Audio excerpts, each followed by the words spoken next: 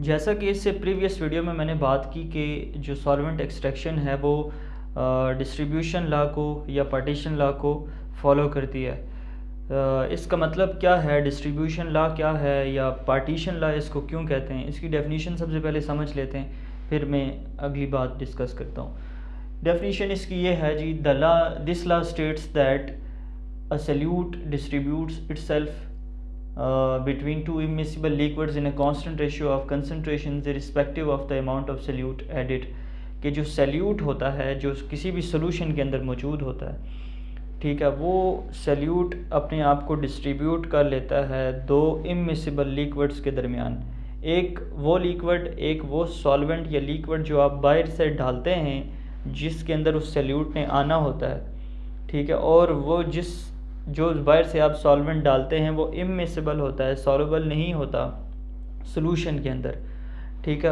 अब सॉल्यूशन के अंदर जो सल्यूट मौजूद था वो अपने आप को इक्वली डिस्ट्रीब्यूट कर देता है जो आपने आने वाला जो सॉल्वेंट है उसके दरमियान और दूसरा जिस सॉल्यूशन के सॉल्वेंट में वो मौजूद है उसके दरमियान। ये है डिस्ट्रीब्यूशन लॉ या पार्टीशन लॉ।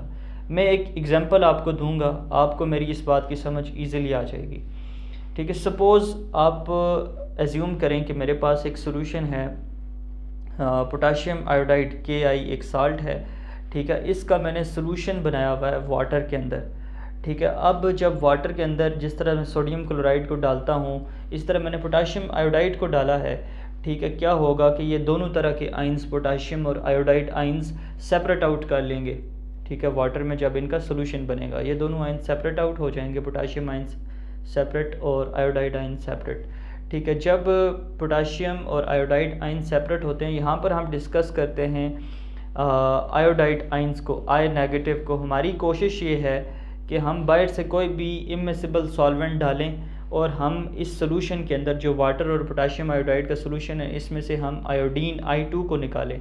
बेसिकली हमारे पास सोल्यूशन में मौजूद है I नेगेटिव।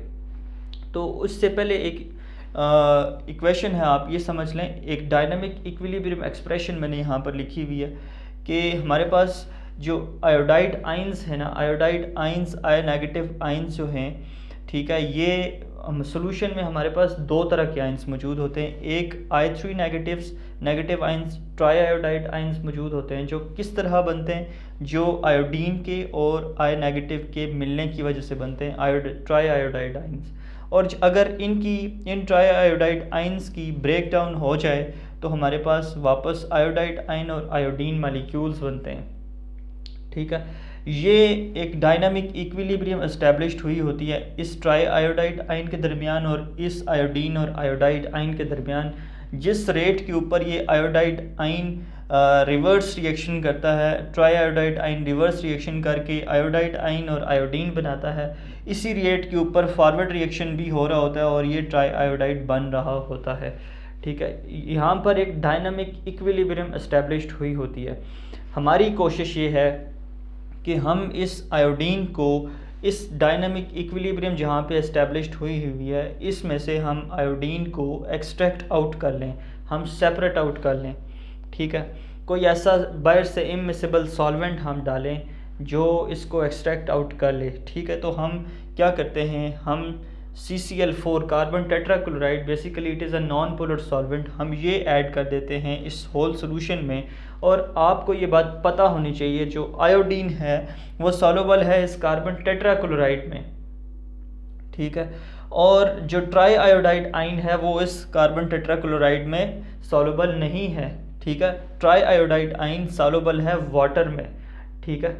तो क्या होगा कि जब हम कार्बन टेट्राक्लोराइड डालेंगे, ठीक है, तो पहले अगर इस सॉल्यूशन का कलर ब्राउन था, ब्राउन क्यों था, क्योंकि ट्राई आयोडाइड आइंस मौजूद थे। अगर सॉल्यूशन का कलर पहले ब्राउन था तो मैंने जब कार्बन टेट्राक्लोराइड ये वाला नॉन पोलर सॉल्वेंट मैंने डाला तो इस सॉल्यूशन का जो ब्राउन कलर था वो आहिस्ता आहिस्ता फेड होना शुरू हो जाएगा, ठीक है।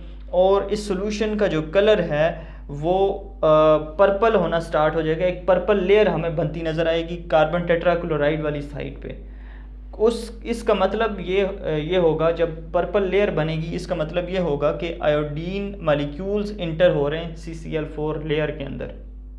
ठीक है, ये है बेसिकली डिस्ट्रीब्यूशन लॉ के आयोडीन मालिक्यूल्स जो हैं वो इस कार्बन टेट्राक्लोराइड के लेयर के अंदर, जो कि बेसिकली एक नॉन पोलर लेयर है, इसके अंदर इंटर हो रहे हैं और ये डिस्ट्रीब्यूशन लॉ को फॉलो करते हैं। ठीक है, it doesn't matter how much the amount of iodine is used. ठीक है, एक कांस्टेंट है कोफिशिएंट, इसको डिस्ट्रीब्यूशन कोफिशिएंट लिखते हैं। ठीक है, और ये आयोडीन और I3 नेगेटिव आइंस की रेशियो के इक्वल है। ठीक है, इस कांस्टेंट की वैल्यू हमेशा सेम रहती है, के की वैल्यू चेंज नहीं होती at equilibrium stage how much the amount of iodine is used. ठीक है, डिस्ट्रीब्यूशन कोफिशिएंट इसको कहते हैं, इसकी वैल्यू हमेशा कांस्टेंट रहती है। ये था basically distribution law, how solvent extraction follows distribution law means solute distributes itself between two immiscible liquids irrespective of the amount of solute added। ठीक है जी, थैंक यू।